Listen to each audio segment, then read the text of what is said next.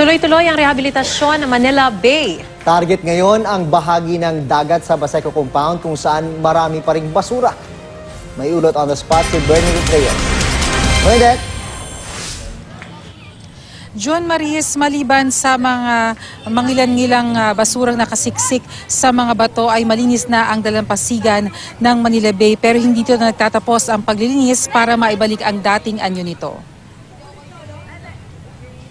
Karaniwang pasyalan ang Manila Bay sa may bahagi ng Roas Boulevard, pero kakaibang sigla ang dinatnan namin kanina.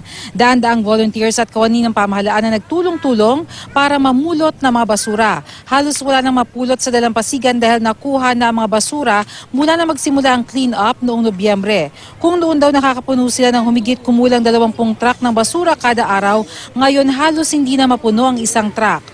Dahil mas malinis na ang Manila Bay ngayon, kaliwat kanan ng mga namamasyal, maging mga sanggol pinapasyal dito. Kanya-kanyang selfie rin ng mga tao. Ang mga kabataan hindi maawat sa pagligo sa tubig.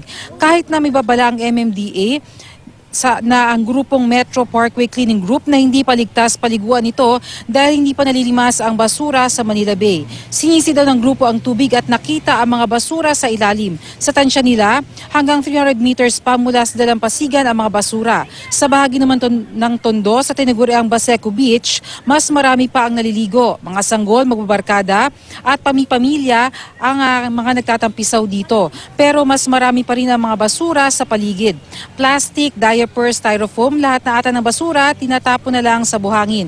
Sabi ng MMDA, kailangan nila ang pakikipagtulungan ng komunidad para tuluyang malinis ang Manila Bay. Samantala dito naman sa Estero de Magdalena ay sinimulan na rin ng MMDA pati na rin ng Pasig River Rehabilitation Commission ang paglilimas ng basura. Pero plano raw nilang i-relocate din ang mga residente dito para tuluyan ng malinis ang Estero. Maris, June? Maraming salamat, Bernadette Reyes.